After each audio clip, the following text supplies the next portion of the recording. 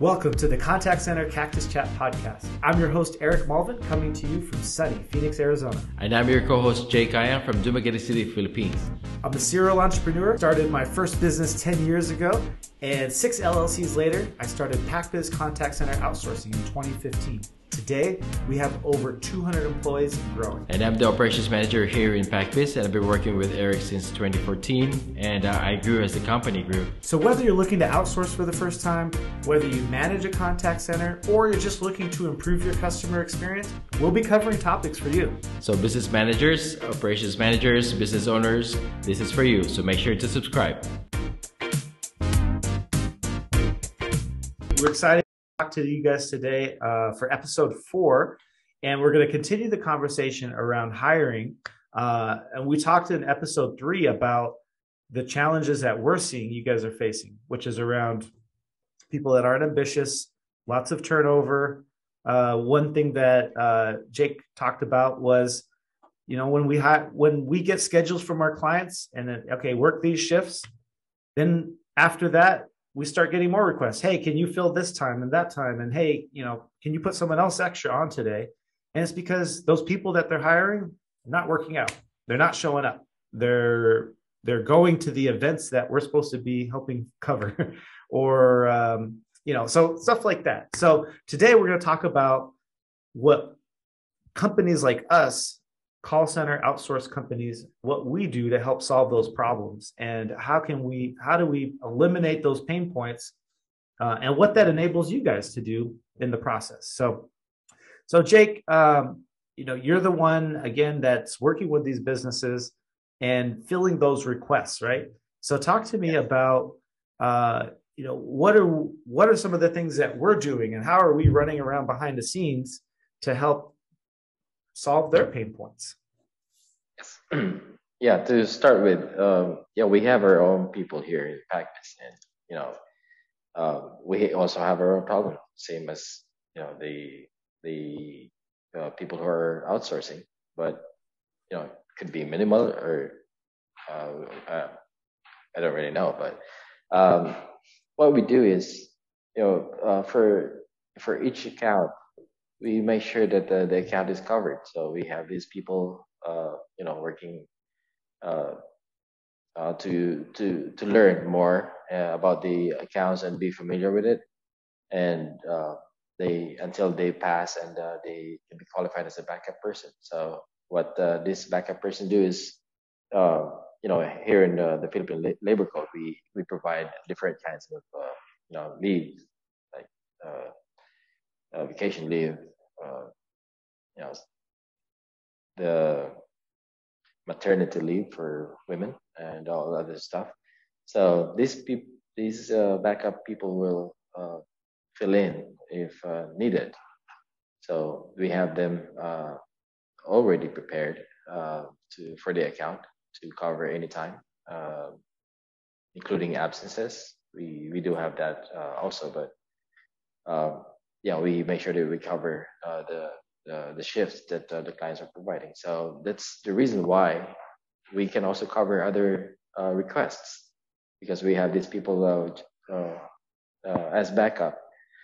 So that's we eliminate this problem of the client. Like they can call us anytime or send us an email that they need a person to cover for the shift. This is outside of the agreed number of agents. Like they wanted to have 20, so we provide 20.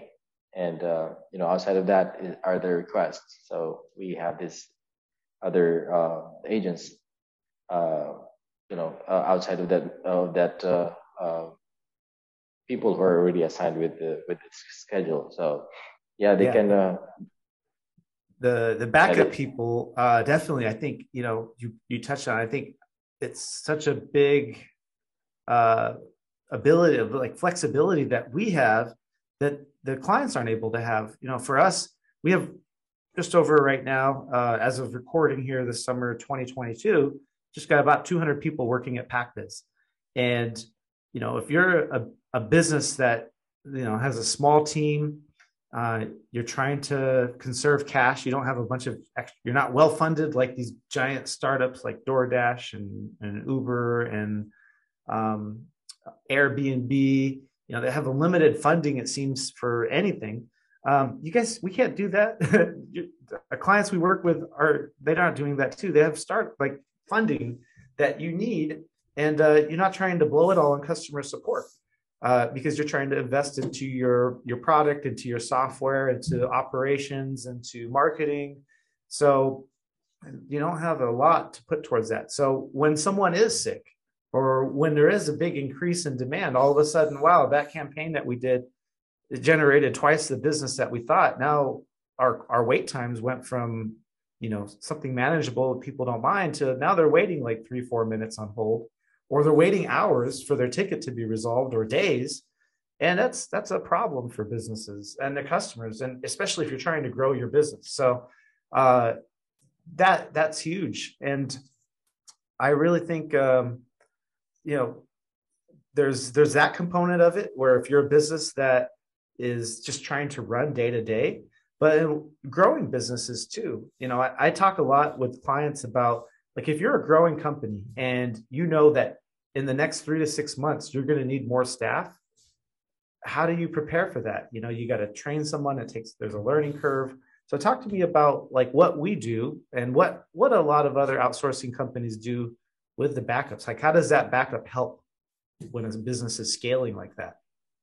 Yeah, and to add to that, Eric, I have seen some supervisors and managers jumped in to help cover shifts onshore. Like, these people are not supposed to be taking calls. They're supposed to be thinking, higher things that could, improve the company, and not entertaining and receiving calls hours and hours for, to fill in for people who are not showing up, or you know, just to eliminate the high number of call waiting on the queue. So yeah, this is the problem that I have seen over the years. So and we got that resolved by providing more people, and that we always have as backup. They're always available. So we help them grow. All right, Jake, that is such a great point, and thank you for bringing that up, because that is something that I hear so often is, and in every industry, is these businesses, they wait until the supervisor is taking calls, the manager's taking calls, they're trying to help bring the queue down. And what ends up happening is those are people, they have other responsibilities in the company too. You need other things to get done, and they're not getting done because they're over doing more interviews, they're doing more calls, they're covering the calls. So that is not good for a company. And it's important to cover that, but like, how is your business going to be able to grow when you're stuck in that situation? You got to get past that pain point so you can start solving other issues for your business. And that's where we really come in, because so if you guys have had this problem for your business for the last 6 months, 12 months, since COVID, I'm here to tell you that this isn't going away. It's going to get worse. Like right now, like I heard a statistic last week about hiring, that right now there's 2 jobs for every one person that's looking for work. So if every single American got hired for all the open positions, there's still like 5 to 7 million jobs available. So the idea that you're going to be able to fill those positions and that people are going to stick around, it's not going to work. So, but there's a solution. There's a solution that everyone around the U.S., Canada, and the U.K. are turning to, and that's outsourcing. And it's working with businesses like us to outsource these functions so that you can hire better talent and pay your people that are in the higher level roles more. So I think that's our time for today. So thank you guys for listening. Jake, thank you so much for joining and being my host here and talking about outsourcing and what you could do to solve those challenges. Yeah. Thanks, Eric. And see you all for next episode. Yeah, see you guys in the next episode.